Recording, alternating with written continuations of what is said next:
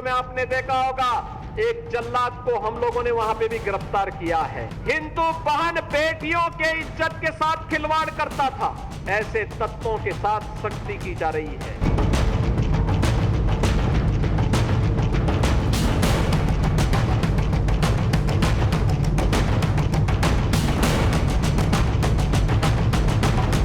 जिसका नाम नीतू रोहरा है, उसका पति नवीन रोहरा और उसकी बेटी रहते थे।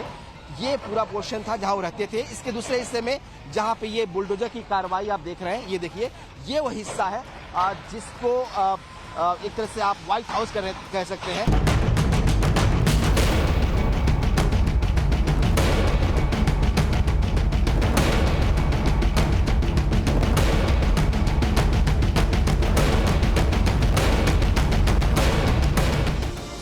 नमस्कार, स्वागत है आपका। मैं आपके साथ अनुराग सिंह। छांगुर बाबा और जलालुद्दीन, इस पर योगी की पुलिस का शिकंजा कसता जा रहा है। पहले गिरफ्तारी, फिर उसके अवैध साम्राज्य को मिट्टी में मिलाने का मिशन जारी है।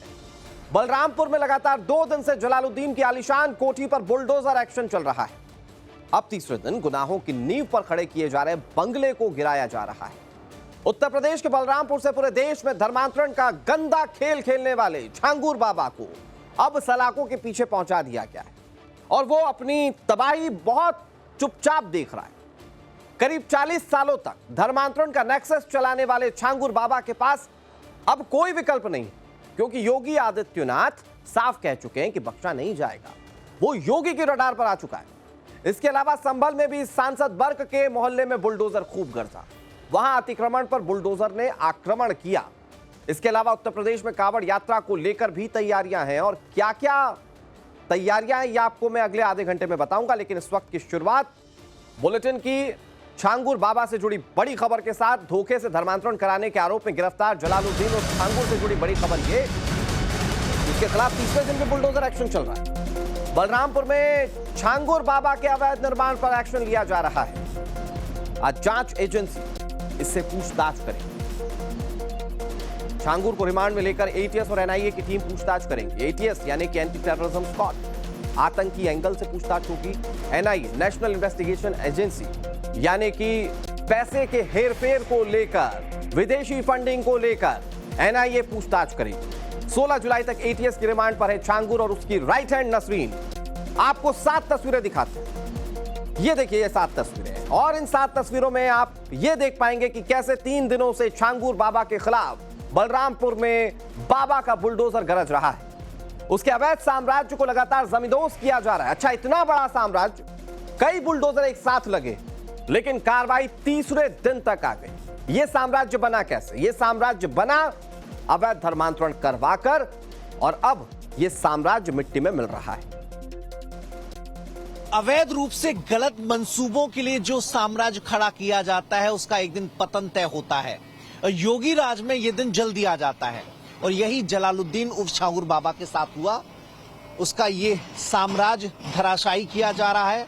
आज 3 दिन से ये बुलडोजर चल रहा है, आज तीसरा दिन है, और आधा दर्जन बुलडोजर इस इमारत पर चलाए जा रहे हैं, जो कि अवैध रूप से खड़ा किया गया था, और यहां से गतिविधियां अवैध रूप से संचालित भी की जा रही थी।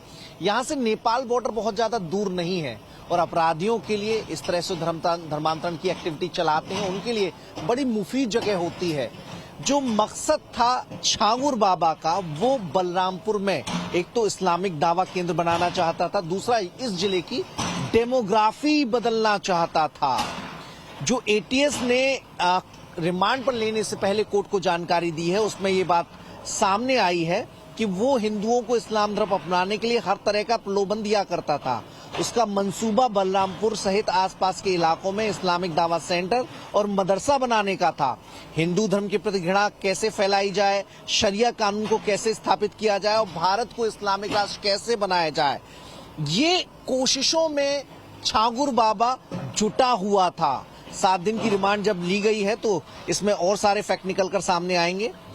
जलालुद्दीन संगठित रूप से हिंदू, गैर मुस्लिम समुदाय के गरीबों, असहाय मजदूर, कमजोर वर्ग के लोगों और विधवा महिलाओं को खास तौर पर आर्थिक मदद मुहैया करता था, क्योंकि ये सॉफ्ट टारगेट हुआ करते थे। इन्हें नौकरी का लालच दिया करता था और फिर अवैध धर्मांतरण कराया जाता था। कई मामले ऐसे भी सामने आए हैं जहां पर डराने और धमकाने का भी सहारा लेकर मतांतरण कराया गया है। धर्मांतरण कर मुसलमानों की संख्या देश में बढ़ाकर यहां की डेमोग्राफी बदलने का खतरनाक मंसूबा जलालुद्दीन का था। गैंगस्टर एक्ट भी जलालुद्दीन पर लगाया गया है, उसके तहत भी कार्रवाई होगी। एफआईआर में जो तथ्य शामिल किए गए हैं उनको अभी पड़ताल चल रही है और उसके बाद गैंगस्टर एक्ट भी बढ़ा दिया जाएगा। मनीष यादव की एक्सक्लूसिव रिपोर्ट आपने देखी और मनीष हमारे साथ इस खबर पर ज्यादा जानकारी के साथ लाइव जुड़ गए उसी जगह से जहां पर कार्रवाई हो रही है।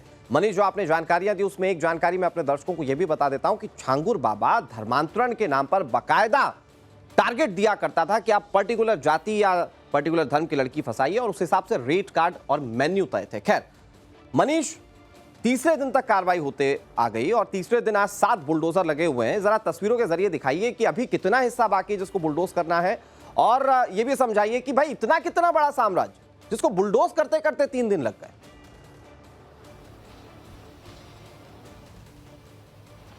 देखिए अनुराग, एक एक चोट हो रही है ना, ये केवल छांगुर बाबा पर प्रहार नहीं है बल्कि एक संदेश ऐसे तमाम लोगों के लिए है जो अपराधियों को बढ़ावा देते हैं, जो मतांतरण के कामों में जुटे हुए हैं, जिनका एजेंडा लव जिहाद है। तो ऐसे ही कारोबार को समूल नाश के लिए कार्रवाई की जा रही है। ये देखिए सामने वाला जो हिस्सा है वो तकरीबन गिर गया है, पीछे जो कमरे बचे हैं अब उन पर कार्रवाई की जा रही है और इसके लिए अब एक बुलडोजर और मंगाया गया है। 8 बुलडोजर की संख्या हो गई है और कोशिश ये की जा रही है प्रशासन की तरफ से कि आज ही इस पूरे इलाके को जमींदोज कर दिया जाए। जो साम्राज्य खड़ा हुआ था, जिसे इस्लामिक दावा सेंटर के केंद्र के रूप में तब्दील किया जाना था और यहीं से पूरे बलरामपुर सहित जो नेपाल बॉर्डर से सटा हुआ इलाका है वहां पर एक्टिविटी संचालित की जानी थी, उस केंद्र को तोड़ा जा रहा है, ढहाया जा रहा है। देखिए ये पीछे का हिस्सा है और ये भी तकरीबन टूट गया है अनुराग।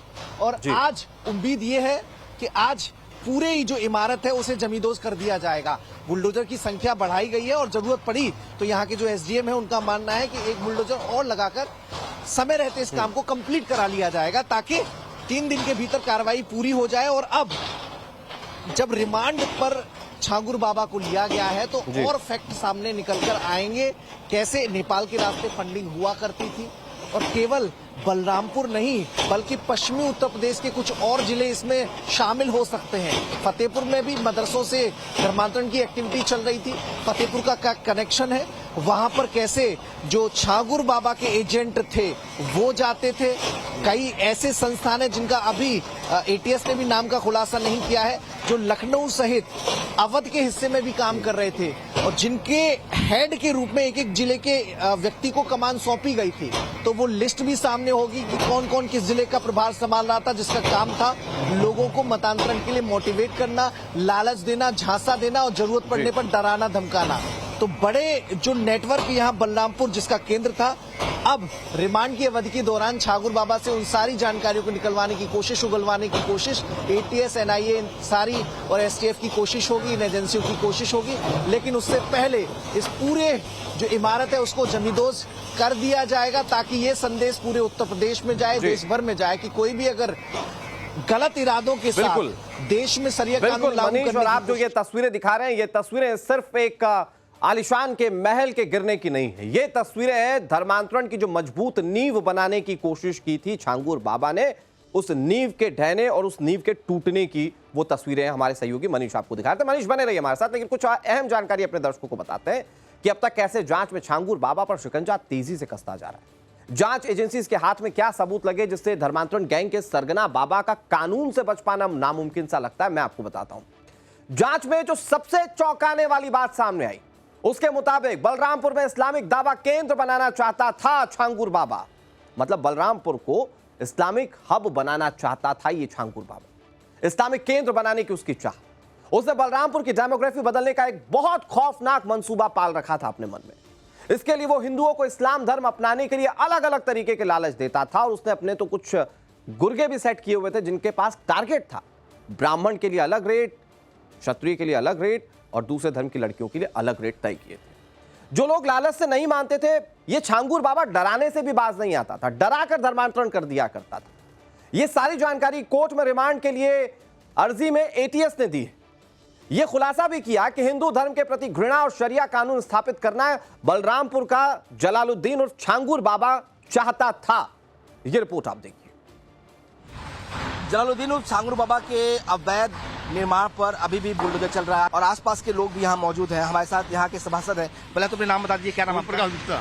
गुप्ता जी, आपने छांगुर के बारे में सुना होगा, कैसा शख्स था ये, क्या करता था और कैसे एक इंसान जो है 2011 तक अंगूठियां बेचता है और इतनी करोड़ की प्रॉपर्टी करता है? ये सर 45 वर्ष की आयु में साइकिल से अंगूठी और नग बेचने का काम करता था। ये महापाखंडी है। इसको छांगुर बाबा नहीं कहेंगे, छांगुर मौलवी कहेंगे। बाबा शब्द का इसमें इस्तेमाल करना ये योगी राज का अपमान है। बाबा शब्द नहीं कहेंगे, ये छांगुर मौलाना है। ये तो खुद भी यही छांगुर बाबा कहता था अपने आप को। छांगुर बाबा अपने आप को पीर बताता है। हाँ। ये पीर बताता, औलिया था ये। सैकड़ों महिलाओं का इसने धर्मांतरण कराया। ये पाखंडी बाबा है, पाखंडी मौलाना है। ये तो इसको और भी पहले ही ये बुलडोजर से गिरवा देना चाहिए। अगर समाजवादी पार्टी की सरकार होती, माननीय अखिलेश जी होते, तो ये बिल्डिंग नहीं गिरता, क्योंकि समाजवादी का पार्टी के ही संरक्षण में से चल रहा था। योगी बाबा है इसलिए ये गिर... जी हाँ, योगी है तो मुमकिन है। क्या करता क्या था? इतना कमाया कैसे? इतने अरबों की प्रॉपर्टी बना ली। ये यहाँ से नग बेचने का काम करता था। यहाँ से लखनऊ गया, लखनऊ से जाने के बाद मुंबई चला गया। मुंबई में इसने एक क्या नाम है, नीतू नाम की लड़की को और नीतू बोहरा को और ये नवीन बोहरा को इसने अपने प्रेम जाल में फंसा लिया और जाके धर्मांतर का सऊदी चला गया। सऊदी जाने के बाद फिर आया और उसकी जो नीतू बोहरा और नवीन बोहरा, ये दोनों पति पत्नी थे, ये एक बार सिर्फ गए हैं दोनों संयुक्त रूप से, बाकी अलग अलग जाते थे। 8-10 बार ये गए, सऊदीया गए, वहाँ इन्हें वहाँ पहुंचे भी नहीं थे। इनका वीजा वहाँ सब कुछ मिल गया वहाँ। तो लगता है कि बड़ा नेटवर्क है इसका। जी, बड़ा नेटवर्क है इसका। ऐसा नेटवर्क है, अभी ढूंढोगे तो उत्तराखंड में और नेटवर्क मिलेगा। इसके बहुत सारे सहयोगी भी होंगे अभी। सहयोगी हैं जो अप्रत्यक्ष रूप से हर बार घुसे हुए हैं। अब उनके ऊपर भी कड़ी कार्रवाई हो जाएगी। अब जितना ये कबूलेगा वो सब निकलेगा। यह राज्य है, इसका नेटवर्क बताते हैं कि बाकी भी जो माफिया थे, विदेशों में भी है इसका। भारत में भी जो माफिया थे, बाकी प्रयागराज में अतीक था, मुख्तार था, ऐसे लोगों के यहाँ भी संपर्क था, इसका बताते हैं लोग। ये बड़े उच्च अधिकारियों के, यानी कि पूर्व न्यायाधीश के संपर्क में भी था ये। जहाँ से इसकी उत्तरोला तूती बोलती थी, वो उत्तरोला में जितने भी हैं सब इसके पैसे के चक्कर में सब उसको खरीदा था। सबको खरीदा रखा था। भैया आप भी यहीं के रहने वाले हैं?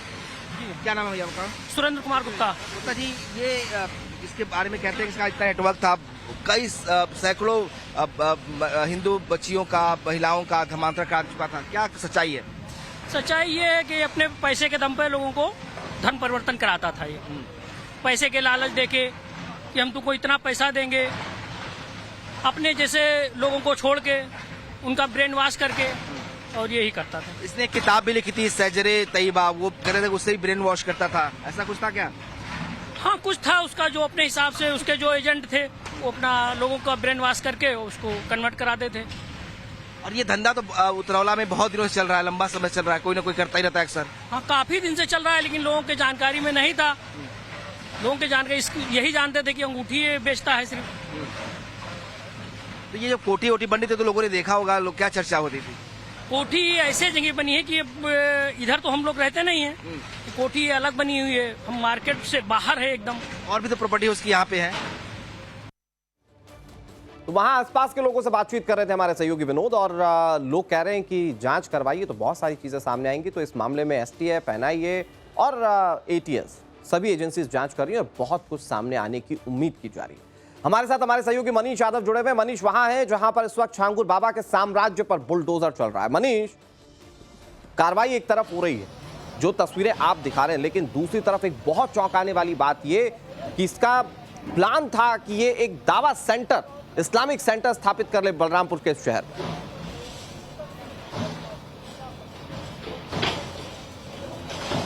देखिए अनुराग, इनकी स्ट्रेटजी होती है कि समाज का जो कमजोर वर्ग है उसे अपने साथ जोड़ा जाए, उसके लिए रॉबिन हुड की भूमिका निभाई जाए।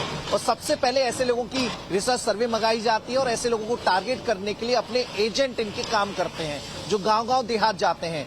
किसी को दवा की जरूरत है तो तो उसे झाड़ा लगाने के नाम पर, किसी को भैंस खरीदनी है लेकिन पैसे न होने के चलते भैंस नहीं खरीद पा रहा तो उसे आर्थिक सहायता देकर, किसी को कोई कमजोर आर्थिक वर्ग का है लेकिन सनातन धर्म को छोड़ना नहीं चाहता और उसकी छांगुर बाबा के एजेंट मदद भी कर रहे हैं तो उसे डरा धमकाकर, तो कई तरह के स्ट्रेटजी अपनाकर ऐसे लोगों को अपने साथ जोड़ने की कवायद छांगुर बाबा के एजेंट कर रहे थे। जो पूरा कारोबार छांगुर बाबा की अगुवाई में चल रहा था, उनके साथ कई सारे और भी लोग थे जिनकी जांच में एटीएस खुलासा आगे करेगी, वो इन्वेस्टिगेशन चल रही है। इसके अलावा जातियों के भी टारगेट सौंपे गए थे कि किस जाति के व्यक्ति को अगर इस्लाम धर्म में जोड़ा गया है तो उसके लिए अवार्ड और रिवार्ड की भी व्यवस्था की गई थी, क्योंकि बड़ा टफ होता है कुछ ऐसी जातियों को जो सनातन से एकदम अटैच होती हैं उनको वहां से अलग कर पाना। तो ऐसे में अगर कोई उसमें कामयाबी हासिल करता है तो वो उसके लिए अलग व्यवस्था की गई थी। जो ऐसे बच्चे होते हैं जिसमें लड़कियां खासतौर पर शामिल होती हैं, जो लखनऊ सहित कानपुर, दिल्ली ऐसे इलाकों में नौकरी करती हैं और अपने परिवार का जीवन यापन करती हैं, अपने पैरों पर खड़े होने की कोशिश करती हैं, वो लोग इन लोगों के निशाने पर रहा करते थे और वो सबसे पहले टारगेट हुआ करते थे। और इस तरह के कई केस स्टडी हमारे चैनल पर भी दिखाए गए हैं और ऐसे मामले कानपुर सहित पूरे उत्तर प्रदेश में, लखनऊ में, मुरादाबाद में, बरेली में, गोरखपुर में, वाराणसी में आ भी चुके हैं। तो सॉफ्ट टारगेट पर पहले डोरे डाले जाते थे और उसके बाद जो है आगे स्ट्रेटजी के तहत जो उन लोगों के संपर्क में आने वाले लोग हैं उन लोगों को निशाने पर लिया जाता था, उन लोगों पर डोरे डालने की कार्रवाई शुरू की जाती है। तो दावतें दी जाती थी।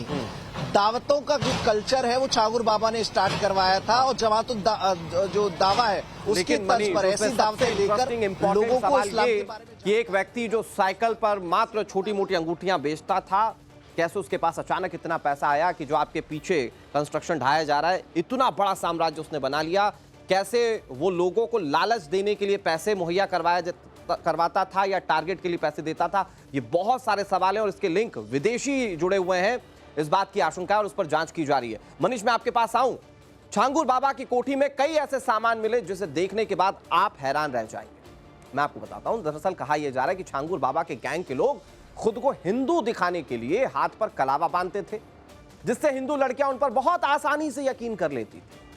अब छांगुर बाबा का खेल खत्म हो रहा है तो ईडी ने भी छांगुर बाबा पर शिकंजा कसना शुरू कर दिया है। ईडी ने छांगुर बाबा के खिलाफ मनी लॉन्ड्रिंग का केस दर्ज कर लिया है। ईडी छांगुर बाबा के 6 विदेशी खातों की जांच करेगी। सिंडिकेट से जुड़ी लोगों की संपत्तियों की जांच की जाएगी। दूसरे देशों से मिलने वाली रकम की भी जांच होगी। विदेश से मिली रकम कहां खर्च हुई इस बात की जांच होनी है। 100 करोड़ रुपए के ट्रांजैक्शन के सबूत अब तक मिल चुके हैं और इसे लेकर बहुत गहनता से ईडी की टीम जांच करेगी। एक अंगूठी बेचने वाला 2011 तक अंगूठियां बेचता था, अचानक इतना बड़ा आदमी बनता है। सर अभी हमें तो पहले जानकारी थी, जब तक जहाँ तक बता रहे हैं आज के 4-5 साल पहले की बात है।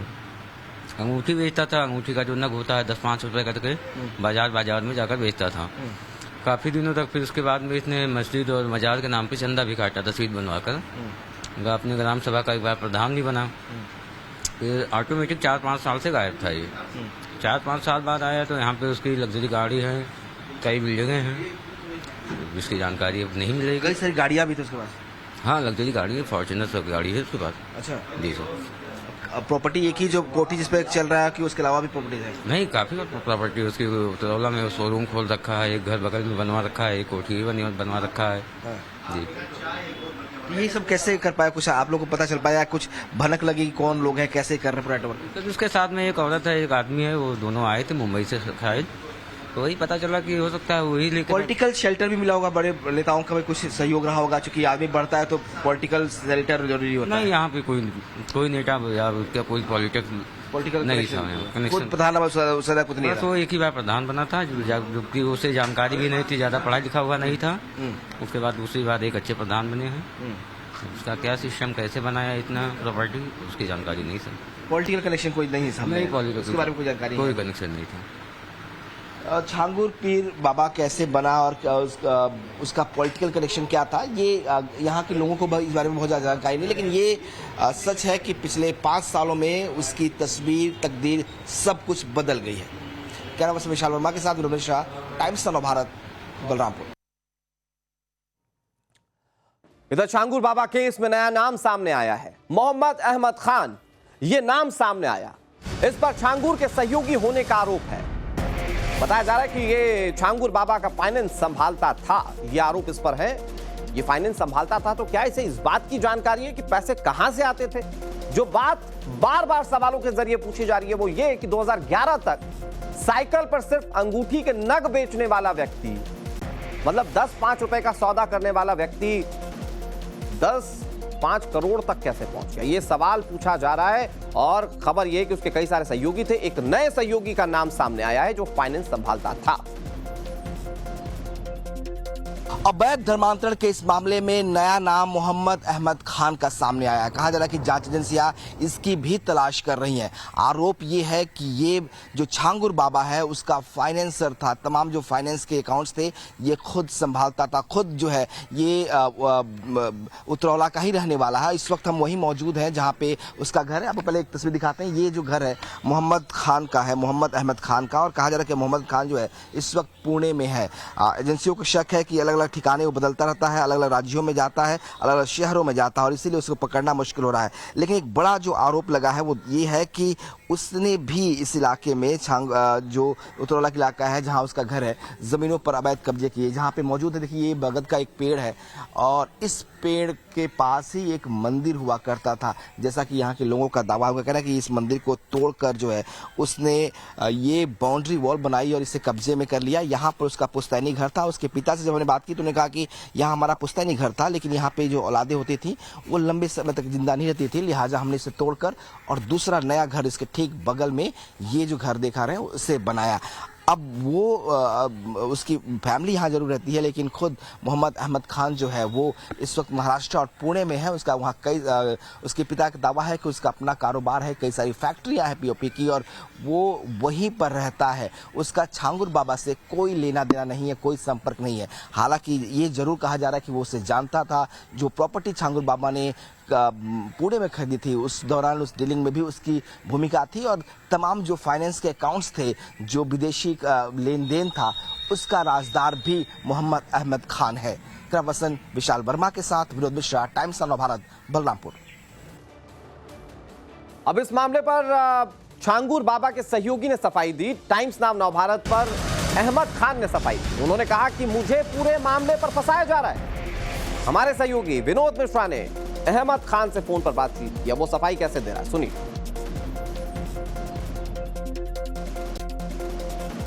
यहाँ पे आपकी तलाश कर रही है, जो खबरें यहाँ पे आ रही हैं। मैं बैठा हूँ, मेरी मोबाइल है, सब कुछ है, डिटेल है, मेरा पता है। तो आप वो पुलिस वाले से बात कराइए जो कह रहे हैं कि मैं फरार हूँ। आप मेरी बात कराइए पुलिस वाले से ना भैया। पूरे मामले की जांच जहाँ पे यूपी एटीएस कर रही है और भैया मैं बता रहा हूँ, मेरे खिलाफ जो भी मामले चले मैंने पुलिस में पूरी सहयोग की है। मेरे सारे पेपर हैं, मेरे खिलाफ छांगुर कोर्ट में गया, वहाँ मुकदमा उसका खारिज हुआ। मैंने यहाँ पुणे में उसके खिलाफ दावा दायर किया हुआ है, जो यहाँ पे आ नहीं रहा और मुकदमा चल रहा है। गलत चीजें दिखाई जा रही हैं भैया। और ये जो नीतू रोहरा और नवीन रोहरा है, इनसे आपके कोई रिलेशंस थे? हमारे रिलेशन क्या थे? हमारे इनके साथ एग्रीमेंट हुआ था, इन्होंने हमें फंसाया उसमें। उसके बाद में हम इनके खिलाफ कोर्ट में गए, उसके बाद में जो है ये हमारे खिलाफ कोर्ट में गए, जिसमें हमारी जीत हुई। और इस पूरे मामले पर मुख्यमंत्री योगी आदित्यनाथ ने बहुत बड़ी बात कही है। बलरामपुर से जल्लाद को हमने गिरफ्तार किया, योगी आदित्यनाथ ने कहा हिंदू बहन बेटियों की इज्जत से खिलवाड़ करता था, ऐसे तत्वों के खिलाफ सख्ती से कार्रवाई की जा रही है। राष्ट्र विरोधी, समाज विरोधी तत्वों को चकनाचूर करेंगे। यानी कि इस मामले में कार्रवाई के साथ साथ योगी आदित्यनाथ ने बिल्कुल क्लियर मैसेज दिया कि अगर ऐसा करने की आगे भी कोई सोचता है तो उसके खिलाफ बड़ी और कड़ी कार्रवाई की जाएगी। और आपने देखा होगा अभी समाज विरोधी और राष्ट्र विरोधी कार्रवाई में लिप्त तत्वों के खिलाफ कैसे कार्रवाई हो रही है। कल बलरामपुर में आपने देखा होगा एक जल्लाद को हम लोगों ने वहां पे भी गिरफ्तार किया है। कैसे वहां हिंदू बहन बेटियों के इज्जत के साथ खिलवाड़ करता था, पैसे में सौदेबाजी करता था, लेकिन अब ऐसे तत्वों के साथ सख्ती की जा रही है। हम समाज को भी टूटने नहीं देंगे, राष्ट्र विरोधी और समाज विरोधी तत्वों को भी चकनाचूर करके रहेंगे।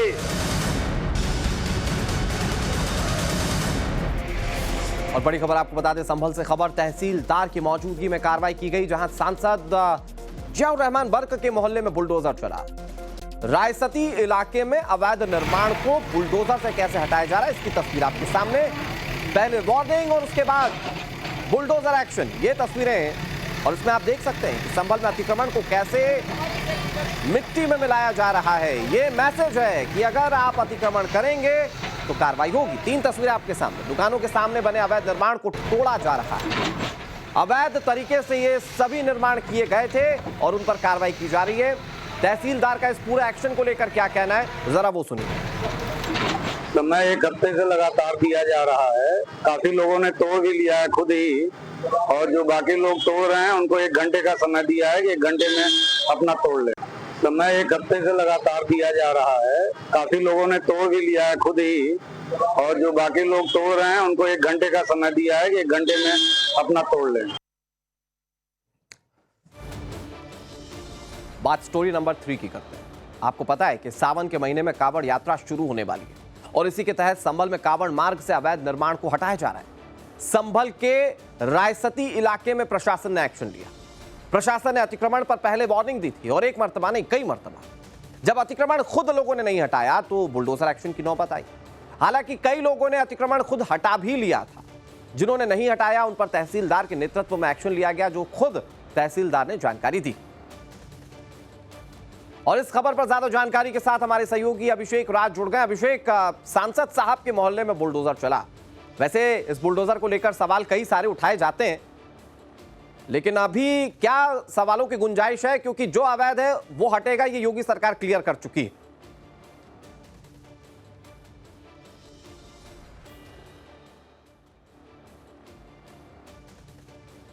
प्रशासन है, प्रशासन की तरफ से साफ तौर पे कहा गया था कि किसी भी तरीके से अतिक्रमण कैसा भी हो, कोई भी करे, उसको जो है वो खाली कराया जाएगा, उसको तोड़ा जाएगा। इसी क्रम में देखिए, कल से सावन शुरू होने वाला है, कांवड़ यात्रा शुरू होने वाली है। कांवड़ यात्रा के मार्ग में जहां भी अवरोध होंगे, यानी कि कांवड़ यात्रा के मार्ग में जहां भी अतिक्रमण होंगे, उन सभी पॉइंट्स को चिन्हित किया गया था। 1 सप्ताह पहले ही देखिए, पीछे एक बार तस्वीर दिखाऊंगा। देखिए यहाँ पर जो टेंट्स हैं वो लगाए गए हैं। यहाँ पर ये पूरा कांवड़ मार्ग है, संभल में हम इस वक्त मौजूद हैं और इसी तरीके से यहाँ पर जो स्वागत है कांवड़ियों की, उसको करने की जो तैयारी है वो की जा रही है। इसी बीच में जो कुछ इंक्रोचमेंट है, जो कुछ लोगों ने जो कब्जे करके रखे हैं, जिन लोगों ने नहीं तोड़ा है, प्रशासन के कई बार नोटिस देने के बाद, कई बार अनुग्रह करने के बाद, उन सबों के ऊपर बुलडोजर चल रहा है। रायसती का जो पूरा इलाका है, रायसती संभल में जिस तरीके से जो हिंसा हुई थी, उसमें भी रायसती के जो एरिया था वो प्रभावित हुआ था। ऐसे में रायसती के कई सारे जो रास्ते हैं वो कांवड़ रूट बनते हैं। कांवड़ के जो लोग हैं, कांवड़िए हैं, वो उस रास्ते से निकलते हैं। सांसद जियाउर रहमान बर्क का क्षेत्र है वो, सांसद जियाउर रहमान बर्क का मोहल्ला एक तरीके से हम कहें तो वहीं से होकर गुजरता है। और वहां पर जो इंक्रोचमेंट था, अतिक्रमण था, जो कांवड़ मार्ग में आता था, उसको खाली कराया गया है, उसको तोड़ा गया है। इसी तरीके से जो तमाम इंक्रोचमेंट चंदौसी के अंदर भी हमने देखा था कि जहां पर इंक्रोचमेंट किया गया था, या फिर गुन्नौर में भी जहां जहां पर इंक्रोचमेंट इस तरीके से किया गया था, वहां पर बुलडोजर एक्शन देखने को मिल रहा है और कार्रवाई हो रही है। और ये एक बड़ा मैसेज भी है अभिषेक, कि अगर आप अतिक्रमण कर रहे हैं, मतलब अवैध है, तो फिर उसके खिलाफ कार्रवाई होगी। और वो फिर चाहे बलरामपुर की तस्वीर हो, चाहे फिर वो संभल की तस्वीर हो या कहीं और की तस्वीर हो, इस तरह के एक्शन लगातार होते रहेंगे।